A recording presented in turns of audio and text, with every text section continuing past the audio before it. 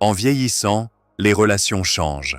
Mais que se passe-t-il quand une épouse, après des décennies de mariage, commence à se sentir distante de son mari?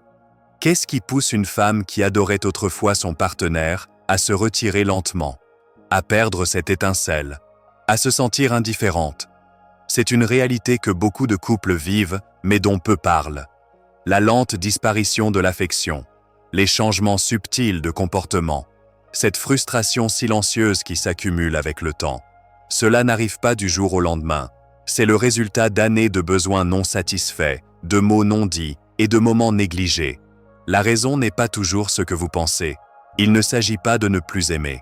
Il s'agit de réaliser ce que l'amour devrait vraiment représenter. Et souvent, cela se résume à des raisons très pratiques. Aujourd'hui, nous allons explorer les raisons pour lesquelles les femmes, en vieillissant, commencent à ressentir différemment leur mari, et ce qui peut être fait pour changer cela avant qu'il ne soit trop tard. Si vous êtes un mari, une épouse ou quelqu'un de curieux sur les relations à long terme, restez avec moi jusqu'à la fin. Cela pourrait changer à jamais votre vision de l'amour, du vieillissement et du mariage. Pendant des années, beaucoup de femmes endossent le rôle de gardienne émotionnelle dans leur mariage.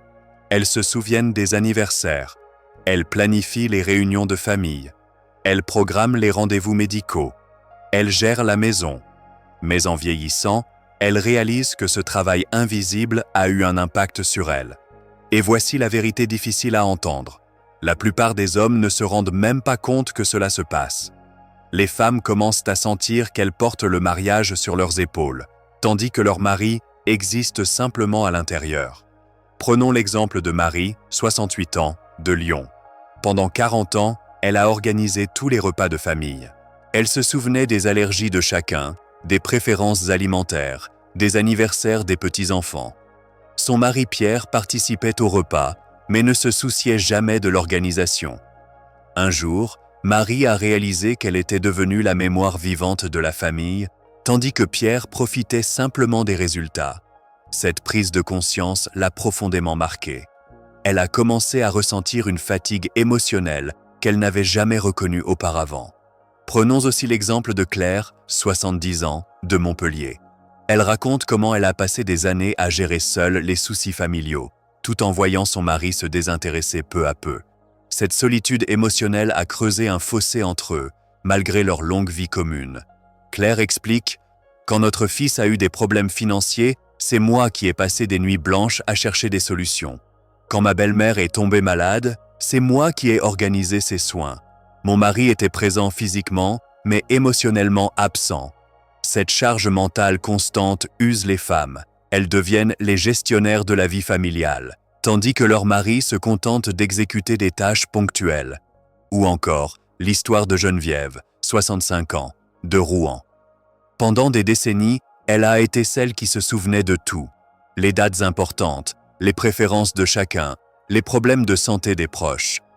Mon mari me demandait toujours « C'est quand l'anniversaire de ta sœur déjà ?» ou « Qu'est-ce qu'on offre à notre petit-fils pour Noël ?» raconte Geneviève. J'ai fini par comprendre que j'étais devenu son agenda personnel. Il ne faisait plus l'effort de retenir ces informations importantes, sachant que je serais là pour lui rappeler. Cette dynamique crée un déséquilibre émotionnel profond. La femme devient responsable non seulement de ses propres émotions, mais aussi de celles de toute la famille. Dans les premières années, les conversations sont pleines de curiosité. Comment s'est passée ta journée? À quoi penses-tu? Raconte-moi tes rêves. Mais avec le temps, beaucoup de maris cessent d'avoir des conversations profondes et significatives avec leurs épouses. Au lieu de cela, le dialogue devient routinier, prévisible, ou pire encore, inexistant. Une femme a besoin d'intimité émotionnelle autant que de compagnie.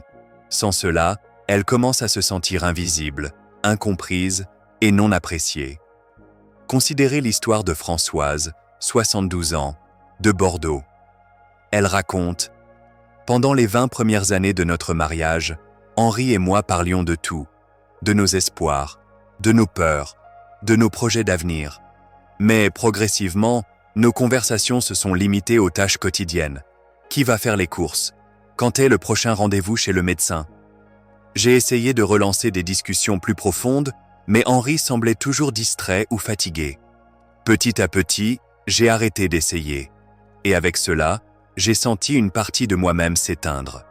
Un autre cas est celui de Lucie, 68 ans, de Rennes, qui a essayé de raviver la communication avec son mari, mais a souvent été confrontée à son silence ou à son indifférence. Elle a fini par se sentir isolée dans son propre foyer. Lucie se souvient. Un soir, j'ai essayé de lui parler d'un livre que j'avais lu qui m'avait vraiment touché.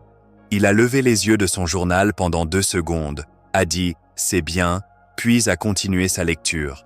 Ce moment m'a fait comprendre que nous n'étions plus vraiment connectés. Cette situation devient encore plus douloureuse quand la femme réalise que son mari peut avoir des conversations animées avec d'autres personnes. Avec ses amis au café, avec ses collègues, mais plus avec elle. Prenons l'exemple d'Odette, 69 ans, de Dijon. Elle raconte « Mon mari peut passer des heures à discuter de politique avec son voisin, mais quand j'essaie de lui parler de mes préoccupations, il me dit qu'il est fatigué. J'ai commencé à me demander si le problème venait de moi. Est-ce que je suis devenue ennuyeuse?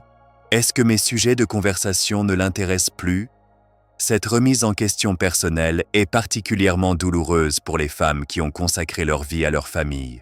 Cette situation est malheureusement très commune. Les hommes, souvent, ne réalisent pas l'importance de maintenir une communication émotionnelle riche tout au long du mariage. L'une des plaintes les plus courantes des femmes dans les mariages à long terme. Le fardeau sans fin des tâches ménagères. Les études montrent que même à notre époque moderne, les femmes font encore la majorité des tâches domestiques, même après la retraite. Et au moment où elles atteignent leurs années seniors, beaucoup de femmes en sont tout simplement fatiguées. Ce qui commence comme de petites irritations, la vaisselle sale laissée dans l'évier, les vêtements non rangés, finit par se transformer en ressentiment profond. La femme commence à se demander « Pourquoi dois-je continuer à tout faire ?» Écoutez le témoignage de Sylvie, 69 ans, de Marseille. Après 45 ans de mariage, je fais encore la lessive de mon mari. Je prépare encore tous ses repas. Je nettoie encore derrière lui. Quand je lui demande de l'aide, il dit qu'il va le faire, mais cela n'arrive jamais. L'autre jour, j'ai réalisé que même à mon âge, je suis encore sa femme de ménage personnelle. Cette prise de conscience m'a brisé le cœur. Marie-Claire, 65 ans, de Lille, partage son expérience où elle a dû jongler entre les soins à ses petits-enfants et les tâches ménagères, sans aucune aide de son mari. Cela a alimenté son ressentiment. Mes petits-enfants venaient souvent à la maison, raconte Marie-Claire. Je préparais leurs repas, je les aidais avec leurs devoirs, je nettoyais après leur passage. Mon mari s'asseyait dans son fauteuil et regardait la télévision. Quand je lui demandais de m'aider, il disait qu'il avait travaillé toute sa vie et qu'il méritait de se reposer. Cette justification « j'ai travaillé toute ma vie » est particulièrement frustrante pour les femmes qui ont également travaillé, souvent en plus de gérer la maison et les enfants. Prenons l'exemple de Jacqueline, 67 ans, de Nancy. Elle a travaillé comme infirmière pendant 35 ans, tout en élevant 3 enfants et en s'occupant de la maison. Quand mon mari a pris sa retraite, raconte Jacqueline, il a dit qu'il avait mérité de se reposer. Mais moi, quand est-ce que j'ai eu ma retraite des tâches ménagères? Jamais.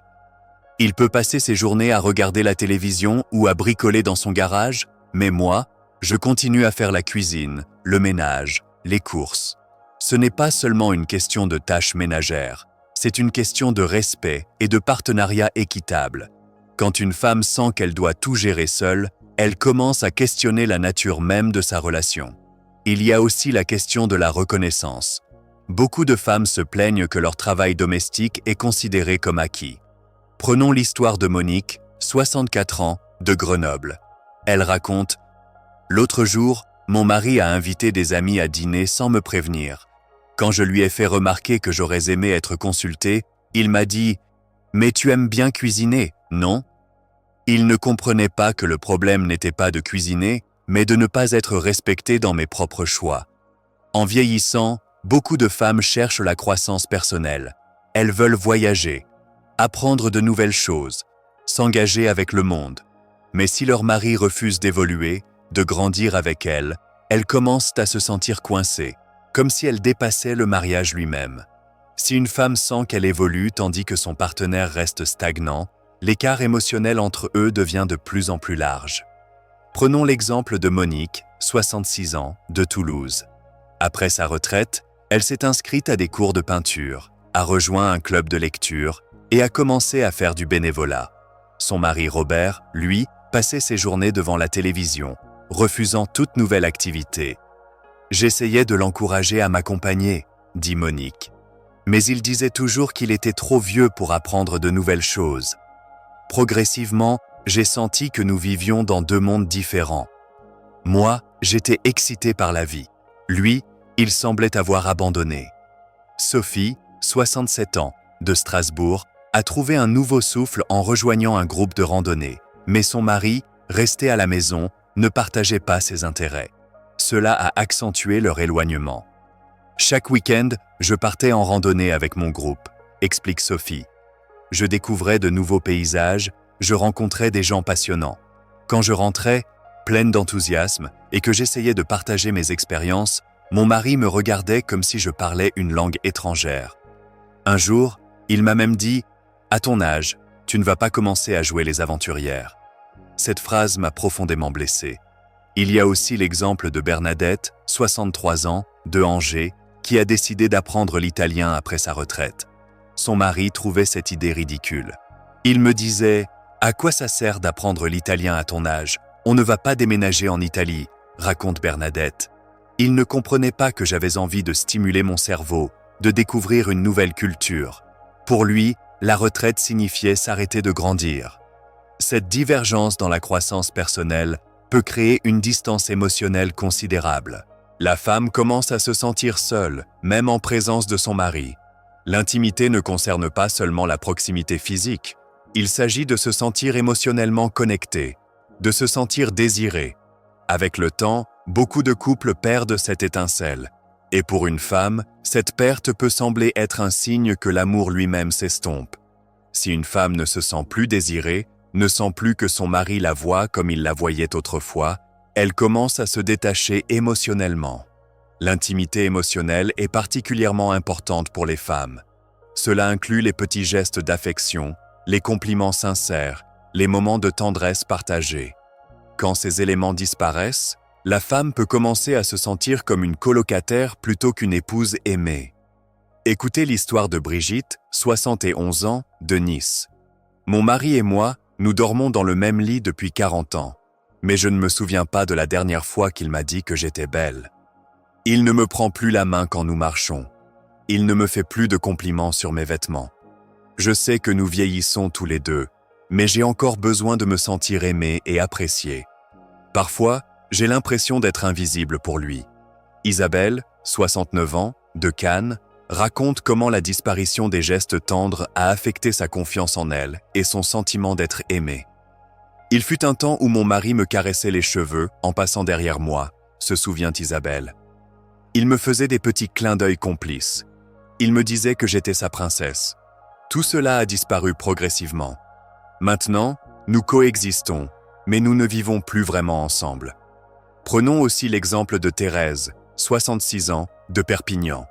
Elle raconte « L'autre jour, j'ai mis une nouvelle robe pour aller au restaurant. Mon mari ne l'a même pas remarqué. Avant, il aurait dit quelque chose, même un simple « tu es jolie ». Maintenant, c'est comme si j'étais devenue transparente.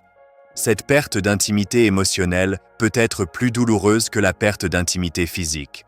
Beaucoup de femmes comprennent que la sexualité peut changer avec l'âge, mais elles ont encore besoin de se sentir désirables et aimées. La retraite est souvent vue comme le chapitre doré de la vie, un temps pour se détendre, voyager et profiter de la compagnie de l'autre. Mais pour beaucoup de couples, cela devient une source de tension. Pourquoi ? Parce que soudainement, ils passent tout leur temps ensemble, et beaucoup d'hommes ont du mal à s'adapter. Beaucoup d'hommes entrent dans la retraite sans plan clair. Ils passent du travail à temps plein à rester assis sans savoir quoi faire. Et malheureusement, dans beaucoup de mariages, cela signifie que l'épouse devient soudainement le comité de divertissement du mari. Il s'attend à ce qu'elle remplisse son temps, à ce qu'elle s'occupe de lui, à ce qu'elle soit sa compagne constante. Cela peut être accablant pour une femme qui a passé toute sa vie à gérer des responsabilités. Au lieu que la retraite soit un temps de paix, cela peut sembler étouffant, comme si elle avait perdu la liberté qu'elle attendait avec impatience. Sans loisirs séparés, amitié ou intérêt, une femme peut commencer à se sentir piégée dans une vie pour laquelle elle n'avait pas signé, et ce ressentiment peut silencieusement éroder son amour pour son mari. Considérez le cas de Denise, 67 ans, de Strasbourg. Quand mon mari a pris sa retraite, j'étais excitée à l'idée de passer plus de temps ensemble. Mais rapidement, j'ai réalisé qu'il s'attendait à ce que je sois son divertissement constant. Il me suivait partout dans la maison. Il voulait que je regarde ses programmes télé avec lui. Il se plaignait quand je sortais avec mes amis.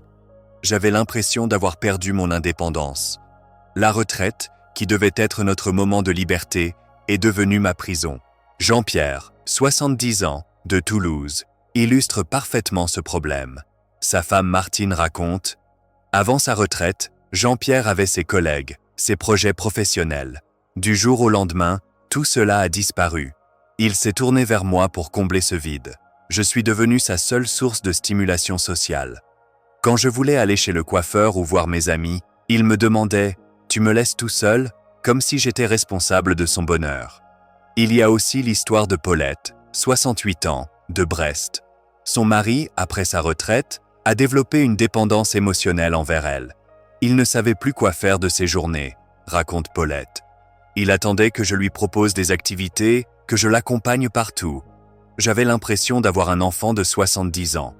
Cette situation est plus courante qu'on ne le pense. Les hommes, habitués à une structure de travail, peuvent avoir du mal à créer leur propre routine de retraite. Et ils peuvent inconsciemment s'appuyer sur leurs épouses pour combler ce vide. L'une des expériences les plus douloureuses dans un mariage n'est pas de se disputer, c'est de se sentir invisible. Beaucoup de femmes, après des années d'être le pilier émotionnel de la famille, atteignent un point où elles sentent que leurs voix n'ont plus d'importance. Elles expriment leurs préoccupations, elles partagent leurs sentiments, elles essaient d'engager des conversations significatives, mais leur mari n'écoute pas vraiment. Une épouse n'a pas besoin de grands gestes, elle a besoin de se sentir entendue, elle a besoin de savoir que ses pensées, opinions et émotions comptent encore pour la personne avec qui elle a passé des décennies. Quand cela cesse d'arriver, elle commence à se retirer émotionnellement.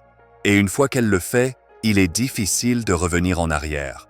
Si une femme se sent ignorée assez longtemps, elle arrête d'essayer. Et une fois qu'elle arrête d'essayer, l'amour se transforme en ressentiment silencieux. Voici le témoignage poignant de Colette, 70 ans, de Nantes. Il y a quelques années, j'ai essayé de parler à mon mari de mes sentiments de solitude. Je lui ai expliqué que j'avais besoin de plus de communication, de plus de connexion émotionnelle. Il a hoché la tête, a dit qu'il comprenait, puis n'a rien changé. J'ai essayé plusieurs fois, toujours la même réaction. Finalement, j'ai arrêté d'essayer. À quoi bon parler si personne n'écoute vraiment? Maintenant, nous vivons comme deux étrangers polis dans la même maison. Nathalie, 66 ans, de Paris, a essayé de parler de ses besoins émotionnels à son mari, mais il minimisait toujours ses sentiments. Cela l'a poussée à se refermer. Quand j'essayais d'exprimer ma tristesse ou ma frustration, raconte Nathalie, mon mari me disait toujours « tu dramatises » ou « ce n'est pas si grave ». Il ne comprenait pas que ces mots me blessaient encore plus que le problème initial. Il y a aussi le cas de Simone, 68 ans, de Reims. Elle raconte « J'ai essayé de lui expliquer que je me sentais seule, même quand nous étions ensemble. Il m'a répondu « Mais je suis là, non ?» Il ne comprenait pas la différence entre être physiquement présent et être émotionnellement disponible. Cette progression, de l'expression à l'ignorance, puis au silence, est tragiquement commune. Les femmes peuvent passer des années à essayer de communiquer leurs besoins avant d'abandonner complètement. En vieillissant, les gens commencent à voir la vie différemment. Ils perdent des amis. Ils assistent à plus de funérailles. Ils commencent à comprendre que le temps est précieux. Et pour beaucoup de femmes, cette réalisation les fait regarder leur mariage sous un nouvel angle. Elles commencent à se poser des questions difficiles. Suis-je heureuse? Est-ce que je me sens aimée?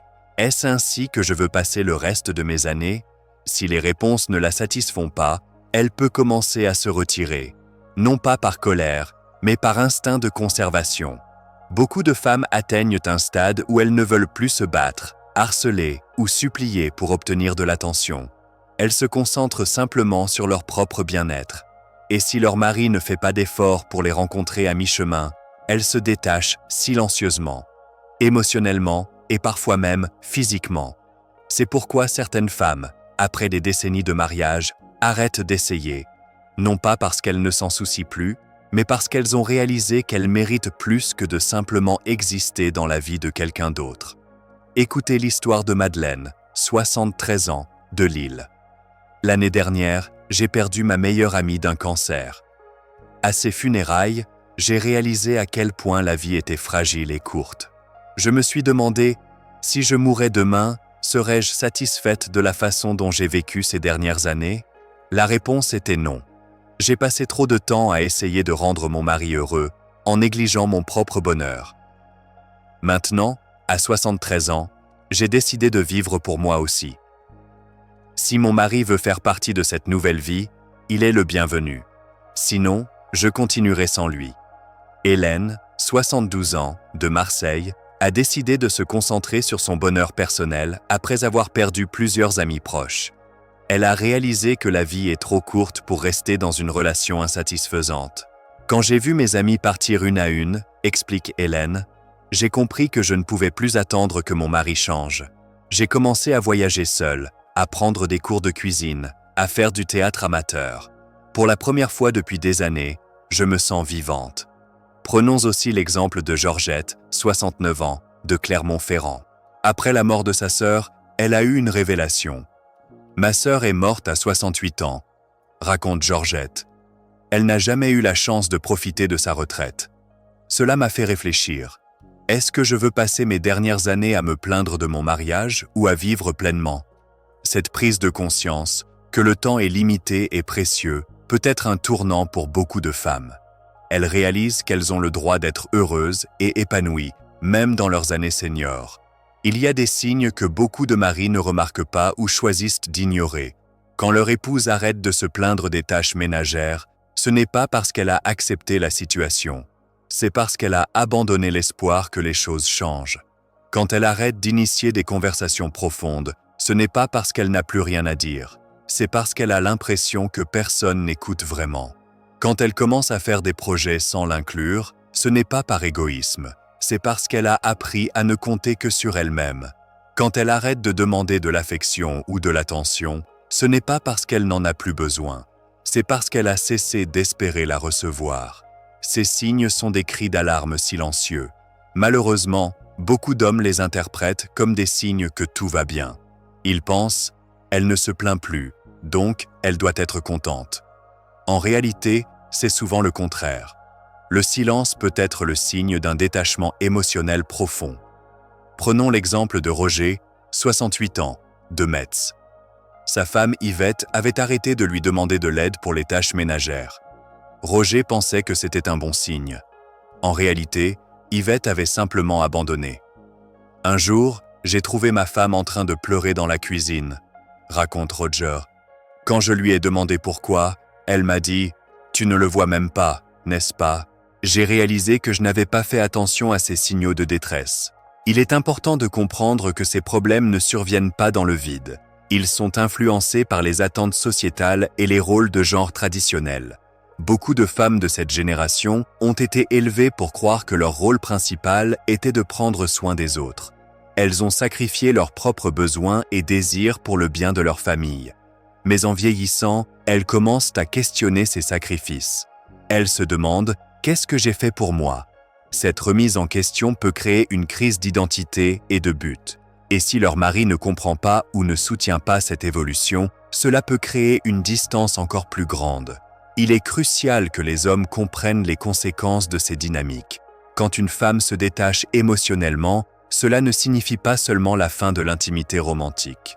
Cela peut signifier la fin de la compagnie, du soutien émotionnel et de la connexion qui rend la vie riche et significative. Beaucoup d'hommes réalisent trop tard ce qu'ils ont perdu. Ils se retrouvent seuls, non pas parce que leur épouse est partie physiquement, mais parce qu'elle est partie émotionnellement. Et reconstruire cette connexion émotionnelle est beaucoup plus difficile que de la maintenir. Heureusement, Toutes les histoires ne finissent pas par la distance et le ressentiment. Certains couples réussissent à naviguer ces défis et à redécouvrir leur connexion. Prenons l'exemple de Jean et Martine, mariés depuis 48 ans. Il y a 5 ans, Martine a dit à Jean qu'elle se sentait invisible dans leur mariage. Au lieu de se défendre ou de minimiser ses sentiments, Jean a écouté, vraiment écouté. Il a commencé à participer davantage aux tâches ménagères. Il a initié des conversations plus profondes. Il a montré de l'intérêt pour les nouvelles activités de Martine. Aujourd'hui, Martine dit « Notre mariage est meilleur maintenant qu'il ne l'a jamais été. Jean et moi avons appris à nous redécouvrir. » Ou considérez l'histoire de Paul et Simone. Après la retraite de Paul, Simone se sentait étouffée par sa présence constante. Ils ont eu une conversation honnête sur leurs besoins individuels. Paul a développé ses propres loisirs. Il a rejoint un club de pétanque et a commencé à faire du jardinage. Simone a continué ses activités de bénévolat et ses cours de danse. Ils ont appris l'importance de maintenir leur individualité tout en partageant leur vie. Il y a aussi l'exemple de Michel et Françoise, de Toulouse. Après 42 ans de mariage, ils ont traversé une crise. Françoise se sentait négligée et non appréciée. Michel ne comprenait pas pourquoi. Ils ont décidé de consulter un conseiller conjugal. « Cela a été un réveil pour moi », dit Michel. « J'ai réalisé que j'avais pris Françoise pour acquise. J'ai appris à exprimer ma gratitude et à montrer mon amour de manière plus concrète. » Ces histoires montrent qu'il est possible de surmonter ces défis. Mais cela nécessite de la communication, de la compréhension mutuelle et surtout la volonté de changer. Si vous êtes un homme qui reconnaît certains de ces signes dans votre mariage, il n'est pas trop tard pour agir. Voici des étapes concrètes que vous pouvez prendre. Écoutez vraiment votre épouse. Quand elle parle, posez votre téléphone, éteignez la télévision et donnez-lui votre attention complète. Partagez les tâches ménagères. Ne lui demandez pas ce que vous pouvez faire. Observez ce qui doit être fait et faites-le. Montrez de l'appréciation. Remerciez-la pour les choses qu'elle fait, même si elle les fait depuis des années. Initiez des conversations profondes. Demandez-lui ses pensées, ses rêves, ses préoccupations. Et écoutez vraiment ses réponses. Développez vos propres intérêts. Ne comptez pas sur votre épouse pour votre divertissement et votre épanouissement. Montrez de l'affection physique et émotionnelle. Tenez-lui la main, faites-lui des compliments, montrez-lui qu'elle est encore désirable pour vous. Soutenez sa croissance personnelle. Encouragez ses nouveaux intérêts et activités, même s'ils ne vous intéressent pas personnellement. Si vous êtes une femme qui se reconnaît dans ces descriptions, sachez que vous n'êtes pas seule. Et il y a des choses que vous pouvez faire aussi. Communiquez clairement vos besoins. Au lieu de supposer que votre mari devrait savoir ce dont vous avez besoin, dites-le lui directement. Fixez des limites. Il est acceptable de dire non à des demandes déraisonnables ou à des attentes injustes. Investissez dans votre propre bonheur. Poursuivez vos intérêts, maintenez vos amitiés et faites des choses qui vous apportent de la joie. Cherchez de l'aide professionnelle si nécessaire. Un conseiller conjugal peut aider à faciliter la communication et à résoudre les problèmes profondément enracinés. Soyez patiente, mais ferme. Le changement prend du temps, mais vous avez le droit d'attendre des efforts sincères. Pour beaucoup de couples dans cette situation, la thérapie de couple peut être extrêmement bénéfique. Un thérapeute peut aider à faciliter la communication entre les partenaires, identifier les schémas destructeurs, enseigner de nouvelles compétences relationnelles, aider chaque partenaire à comprendre la perspective de l'autre et fournir des outils pour reconstruire l'intimité émotionnelle. Il n'est jamais trop tard pour chercher de l'aide. Même après des décennies de mariage, les couples peuvent apprendre de nouvelles façons de se connecter et de s'aimer. En atteignant les années seniors, l'amour prend une signification différente. Il ne s'agit plus de passion ardente ou de romance de contes de fées. Il s'agit de partenariat, de respect mutuel et de soutien émotionnel profond. L'amour mature se manifeste dans la capacité d'écouter vraiment l'autre, le respect des besoins et des limites de chacun, la volonté de grandir et de changer ensemble, l'appréciation des petits gestes quotidiens, le soutien mutuel face aux défis de l'âge et la création d'un espace pour l'individualité au sein du couple. Alors que nous atteignons les dernières années de la vie, les relations ne concernent pas les grands gestes romantiques. Elles concernent la présence, la compréhension et le respect. Quand une femme commence à se sentir distante de son mari, c'est rarement parce qu'elle est simplement tombée hors d'amour. c'est souvent parce qu'elle ne se sent plus vue, valorisée ou appréciée. C'est l'histoire de beaucoup de mariages. L'amour ne disparaît pas en un moment dramatique. Il s'estompe dans les petits moments non remarqués, dans les moments où une femme se sent incomprise, dans les années où elle porte des fardeaux émotionnels seule, dans les moments où elle a besoin de soutien mais ne trouve que le silence. Mais est-ce que cela doit être ainsi? Non. L'amour est un choix. Et tout comme il s'estompe, il peut aussi être ravivé. Si vous êtes un mari qui regarde ceci, demandez-vous, quand avez-vous vraiment écouté votre épouse pour la dernière fois? Quand lui avez-vous montré de l'appréciation pour la dernière fois, non seulement en tant que partenaire, mais en tant que personne? Et si vous êtes une épouse qui se sent déconnectée, y a-t-il encore de la place pour reconstruire cette connexion? Le mariage ne consiste pas à atteindre une destination. Il s'agit de continuer à se choisir mutuellement, même quand les années vous ont changé. Il s'agit de faire les petits efforts qui disent « Je te vois encore, je te valorise encore, tu comptes encore pour moi ». Si vous retenez une chose de cette vidéo, que ce soit ceci, l'amour ne se perd pas avec l'âge. Il se perd quand nous cessons de le nourrir. Si vous voulez garder votre relation vivante dans vos années plus tard, il n'est jamais trop tard pour commencer. Choisissez l'amour, choisissez la compréhension et surtout, choisissez-vous mutuellement. Chaque jour est une nouvelle opportunité de reconstruire, de reconnecter et de redécouvrir l'amour qui vous a unis au départ. La vie est précieuse, l'amour est précieux. Et il n'est jamais trop tard pour faire les changements qui peuvent transformer votre mariage et votre bonheur. Merci de m'avoir regardé. Et jusqu'à la prochaine fois, prenez soin de vous et de vos relations. Elles sont les plus grands trésors de la vie.